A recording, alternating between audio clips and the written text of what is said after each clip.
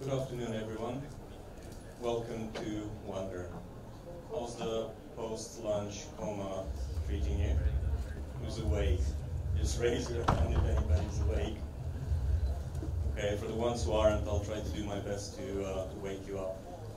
So, on the topic of that, let me ask you a quick couple of questions, and just shout out one word, like one word answer. It doesn't matter if anybody understands you or not, it's just to get the juices flowing, and it's simple, everybody knows. So, what's your name? Just say it out loud. My name is Mihai. I know it's a stretch, but I promise you, if you say a few things, it will be easier to follow the conversation. Let me do a couple more. Where are you from? All right, I'm from Romania. What's your favorite virtual reality headset? Quest 3, I'll say the same thing. What's your purpose in life? That kind of changes the level a bit, right? Who asks you questions like this? Do you ask yourself questions like this? So my purpose in life is to wake people up. And I mean it. It's written down, it's in the books, and I do that because I'm convinced that this is a fundamental step towards a world full of more happy, healthy, and successful people.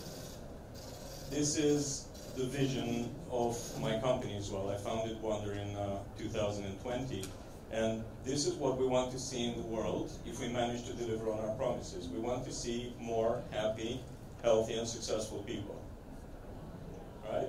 What does that have to do with tech? Because this is a tech conference, isn't it? Funnily enough, some of you were there yesterday in the room next door. Professor Ong spoke about AI for humanity, and he touched upon some very similar points. I'm very happy to see that there is more and more talk at these tech conferences about the human aspect and about why we're doing all this. And for me, tech was always there. I got my first computer when I was 9 years old. I'm 43 now, so for a little over 30 years, I spent enormous amounts of time programming, dealing with tech, playing with tech, deploying tech, bringing it to customers, back then loading games from audio cassettes, from tapes. Was anybody around when you were loading your games from tapes? I went through all that, seeing all the XR devices being born, being brought to market, gaining traction, and there was no questioning for me why. Tech was there, and it's cool, and we play with it, and maybe we start working with it. This was until the year of 2000, when I met my mentor, Dr. Mariana Botsasan, and she opened a door for me into a world that was full of people, a lot of them dealing with tech, but people who were doing everything they were doing, starting from inner development, from working on themselves. And then they were facilitating these changes in the world, in themselves, in other people, in society, in a kind and compassionate way and purposeful way, in a way that was incredibly inspired. So I was in awe with these people. And now there were two worlds that I was dealing with. One was tech, and the other one was the world of these highly developed individuals who were working on themselves, and they knew exactly what they spent their time on, and they knew exactly why they do that. Professor Ong mentioned metacognition yesterday, so I asked him what he thinks, what is the skill that he thinks is the most important skill for everybody to learn in a world that's getting more and more permeated by artificial intelligence. And he said metacognition. Metacognition means thinking about what you think and thinking about how you think. And I didn't know about these theories back then, but immediately, for me, the decision was there of contributing to this world, of contributing to humanity somehow. So there was already a spark of why am I dealing with all this technology? And then in 2003, another door opened for me when my mentor invited me to a personal development seminar that was held by Tony Robbins. Has anybody heard of Tony Robbins? Like in the personal development space, human development space, leadership development space, he's been one of the leading figures in the last 40 years worldwide. So I went there, and for 4 days I was immersed in experiences, analog experience. Everything was happening live, there was no technology. experiences that had a deep transformational effect on me. And I'll give you an example. So one of them was, I think it was the second day in the evening, I got to walk barefoot on 6 meters, 20 feet of burning coals, right? That's a neat party trick, you might say. By the way, don't do this at a party, especially not if you've had a few drinks before that. But what was the point of that? The effect, the immediate effect it had on me was that I walked around for about 6 months with the very clear and pure conviction that I can do anything I set my mind on. And there was no arrogance to it, it was just clarity. And I immediately asked myself, how can we make such transformative experiences, this type of transformative experiences, how can we make them available to a huge number of people, to as many people as possible? And the answer is not sending them to an Anthony Robbins seminar, because that, like, for very practical reasons, you know, these facilitated experiences in reality are incredibly expensive and very inconvenient. It's very simple. So you pay $20,000 for the ticket, and then you pay for your hotel, and they tend to happen in places like the Bahamas and Fiji and so on. So you're out of your life for 2 weeks, and you spend anywhere between $10,000 and $30,000. It has a very profound effect, but how many people can you put through that? You know, it's a very, very small amount of people that you can do that. So I decided I'm going to spend my entire time on figuring this out and on building the tools and the solutions so that a huge amount of people have access to this type of experiences, and not at that price point and not with that inconvenience. Spend my entire time on that. Now, a quick experiment in just say a gut feeling number. On average, in a normal person's life, how many hours do you think you have that you invest in your career, in your whole life? Like, ballpark, 1,000, 10,000, 100,000? What do you think? Just say a number. Rush, don't calculate it, just say something. 10,000. All right, 80,000. So there's a beautiful website, it's called 80,000hours.org, with some research done in Cambridge around this, so I can recommend that for resources about the calculation and also about what to do with it. But the point is very simple. 80,000 hours, think about that. That's a very limited amount of time, and we humans were not very good with dealing with time like that. But go through a simple thought experiment. You're born, and whenever you have some type of maturity, so you can think and understand what's going on, whatever you think that is, when you're 14 or 16 or 18, somebody comes and says you have $80,000 in your account. That's all the money you will ever get in your life. You can do whatever you want. Nothing gets added. You can only spend. So that makes it clear for most of the people about how precious this resource is. Time. And, you know, some of you are at the beginning of your career, maybe you have your full 80,000, some are like me, somewhere in the middle you've already spent 20, 30,000. You know, it makes you think and want to think very seriously, what am I doing with this limited time?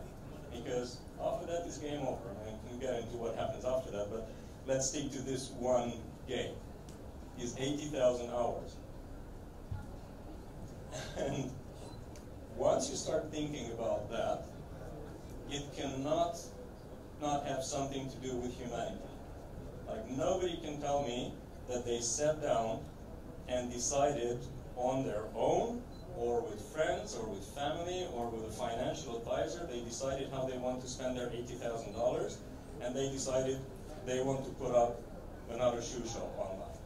I don't believe that that's a possible outcome if you deal with these matters seriously. So what are goals that are worth pursuing? You know, the United Nations. Who has heard of the United Nations?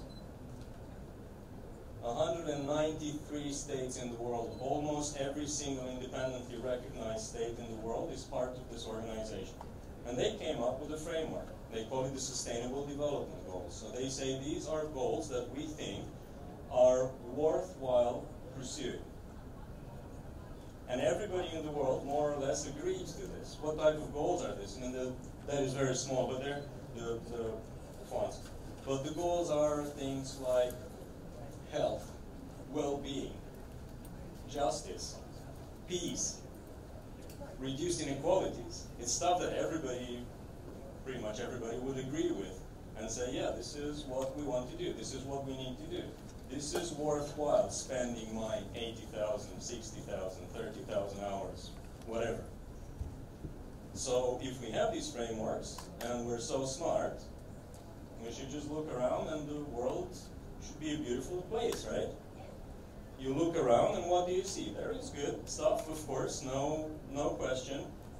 But there are really, really hard problems out there. Climate change, wars, continuing wars, new wars popping up, social inequality. All kinds of really hard problems that we don't seem to know how to solve. And we make a big mistake in thinking that we can solve them if we just put the goals on paper. It's good to put the goals on paper. I was actually at the United Nations when the goals were defined. I was working on an initiative that was called Sustainable Energy for All. And the Secretary General said about the goals that they are aspirational.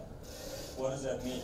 Well, it means that wouldn't it be nice if they happened, right? But nobody, almost nobody deals with the question, what kind of people do we need to become in order to be able to solve such complex problems?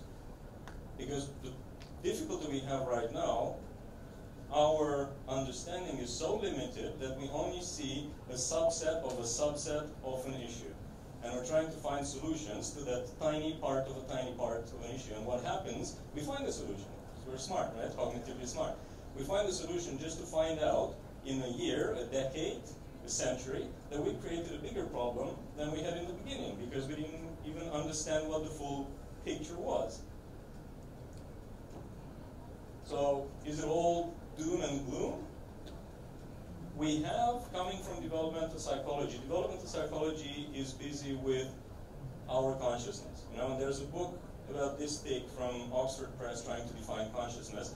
There's a teacher that I really like that makes it very simple when it comes to this question, what is consciousness? So he just goes and asks, are you in there?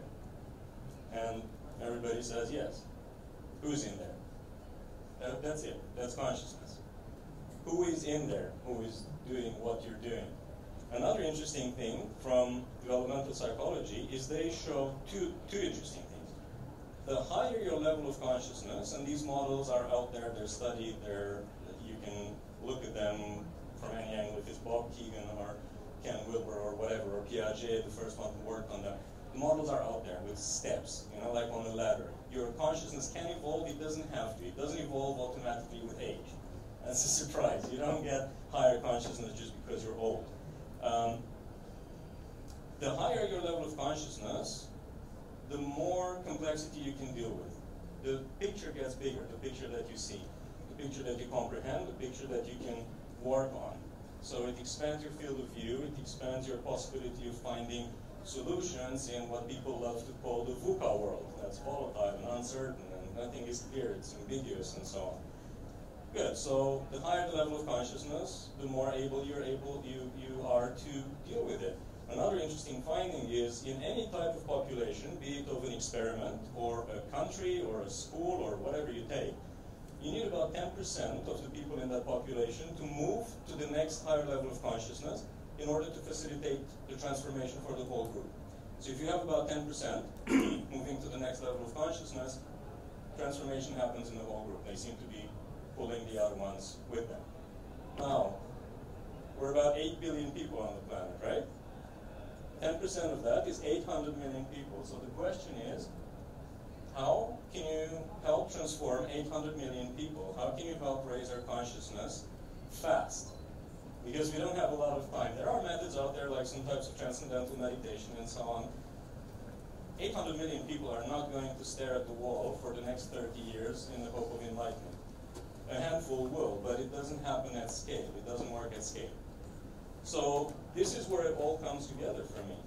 We have this technology, and there's a lot of fear around AI and around VR. We'll get lost in the metaverse, and we won't ever get out of it except for ordering pizza and using the toilet.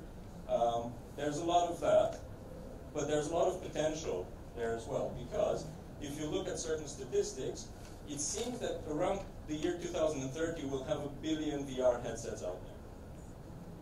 That's kind of close to that number of 800 million people that we would want to open the door to peek into this world of a higher consciousness.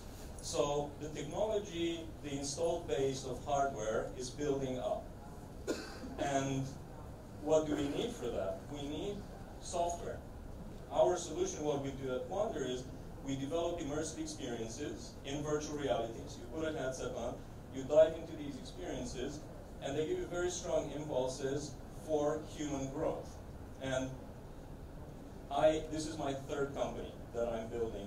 When I was putting together the concept in 2018, it was very clear for me that if we go out with the claim we do human consciousness development in virtual reality, we'll have about 5 individual clients in the whole world. Interestingly enough, leadership development that every company invests in has exactly the same building blocks for the leadership development programs as for personal development programs. It's always the same topics again and again. It's about perspectives, perspective seeking, perspective taking, being able to understand there are other perspectives than your own, actively seeking them.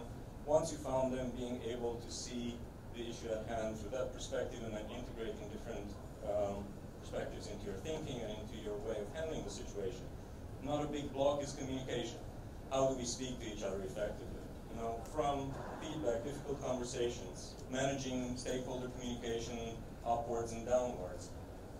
All these topics. And then you have the creativity block. Diving into and tapping into your inner creativity. How to unlock that to find creative solutions to whatever issue is at hand.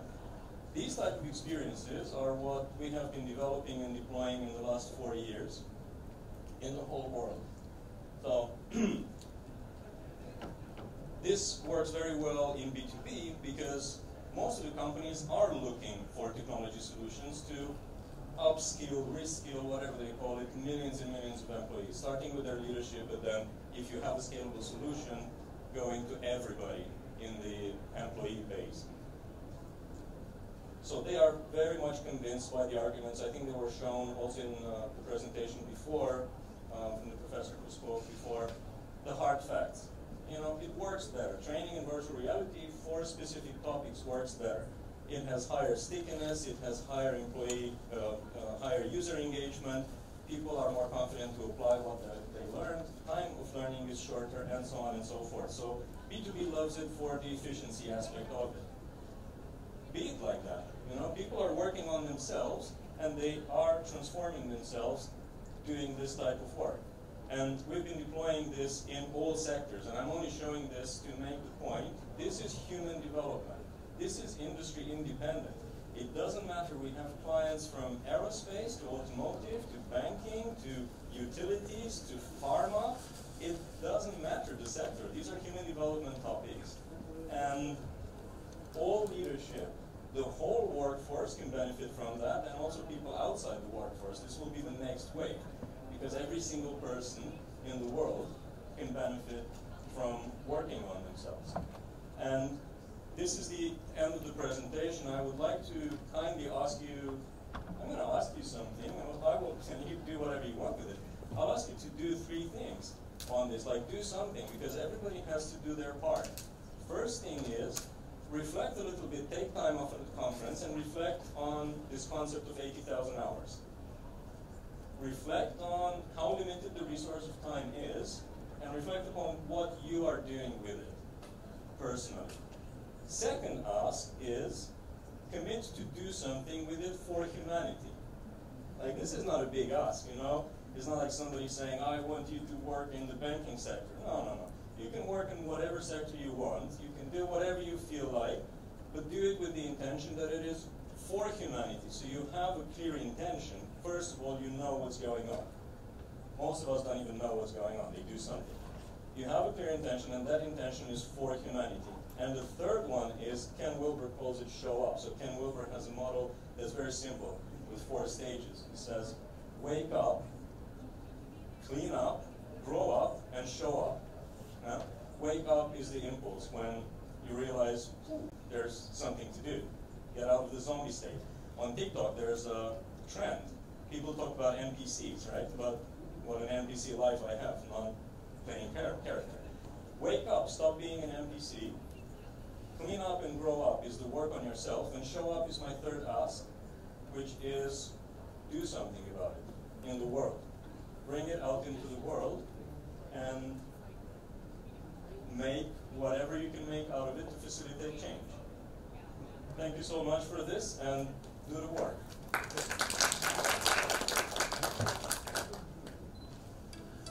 If there are any questions, I think I was shown the 5-minute sign. I think there's still a couple of...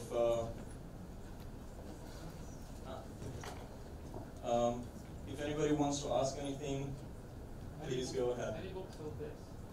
Sorry? Do you have any books written on this? That's a good question. Now Professor Ong had his book, which was great, and like here you can order it. I'm writing one.